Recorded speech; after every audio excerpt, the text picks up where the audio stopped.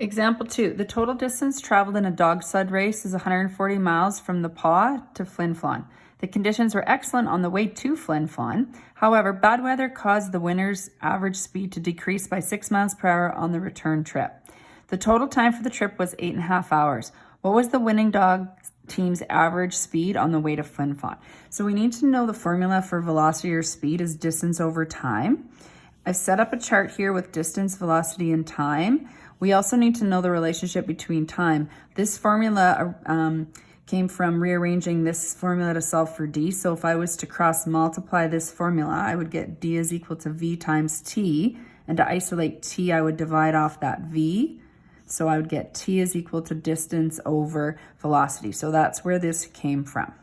All right, so let's look at some data and some numbers to put in here. So the distance to Flin Flon, it tells us, let me read the question. The total distance traveled in a dog sled race was 140 miles from the paw to Flin Flon. The conditions were excellent on the way there, however, bad on the way back. So 140 miles was the entire race. So they went to Flin Flon and back. So that means that the trip to Flin Flon was 70 and the trip back was 70. So the total distance was 140. All right. What's the winning dogs team's average is what we're looking for. So we want to know what the speed was. We don't know that right now. So we know that to Flin Flon, things were running smoothly. So we're going to call that speed X. Then we slowed down, so we decreased. So it's X minus 6 miles per hour. So that's our velocity. For our time, we're going to use our formula, distance over velocity. So it is going to be 70 over X. And here, our distance over velocity is going to be 70 over X minus 6. Now we need to write an equation, so we're going to need an equal sign in here. The other piece of information in the question is that the total time for the trip was 8.5 hours. So that would mean that if we were to take this plus this, the total time is 8.5 hours. It's going to be easier to write that as an improper fraction. So 8 times 2, so 16 plus 1 is 17 over 2 hours. That'll make that a little bit easier for us to use. So our equation would be 70 over x plus 70 over x minus 6. So we're adding our total time because that equals 17 over 2. Now we have an equation to solve. So our restrictions are x cannot equal 0 and 6. Now we're going to multiply by the lowest common denominator. So our lowest common denominator would have to have 2x and x minus 6. So 2x times x minus 6. 2x times x minus 6. So multiplying through, the x's would cancel here. So we're going to get 2 times 70. So we're going to get 140 times x minus 6 plus the x minus 6 is canceled, so 2x times 70 is going to give us 140x. Here the 2's are going to cancel, so we're going to get 17x times x minus 6. So let's multiply through now. 140x minus 840 plus 140x equals 17x squared minus 102x. Now we're going to combine like terms, move everything to one side. You can do this in as many steps as you want. I'm going to move everything this way. I'm going to keep that positive, and I'm going to get 17x squared minus 382x plus 840 equals 0.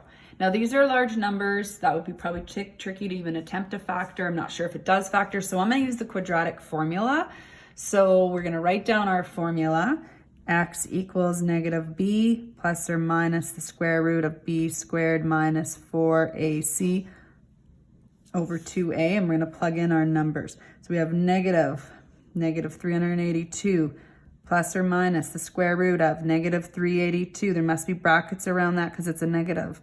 Minus 4 times 17 times 840 over 2 times 17. Again, pause and grab your calculators if you need to see if you can calculate this. So x is going to equal to 382 plus or minus. So I've worked out everything under the radical with the calculator already, and I got 88,804 over 34. And when I kept evaluating this, then this worked out to be a perfect square, actually. So this was 382 plus or minus 298 over 34. So when I figured out my two answers, I got an x equals 20, and I got x equals 42 over 17, or if you used your calculator, you may have written just 2.4705.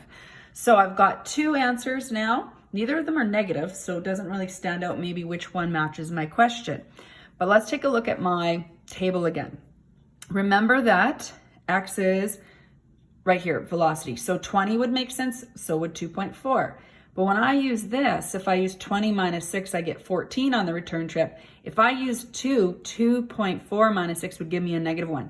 So the velocity of 2.4 is too small. So we would have to reject this, okay? So we would reject, and maybe we'll just say because 2.4 minus 6 equals -4.47, and you're not going to have, can't have negative speed in this case, okay? So that means, so therefore the speed to Flin Flon was equal to x, so it's going to equal to 20 miles per hour. And then the return was x minus 6, so that's going to be 20 minus 6, so it's going to equal 14 miles per hour. Now let me read the question, make sure we've covered what we needed. Okay, what was the winning dog team's average speed on the way to Flin Flon? So I actually only need, this is my final answer. This is not my final answer, but I did need to consider that so that I knew which x value was going to be used in the question and valid.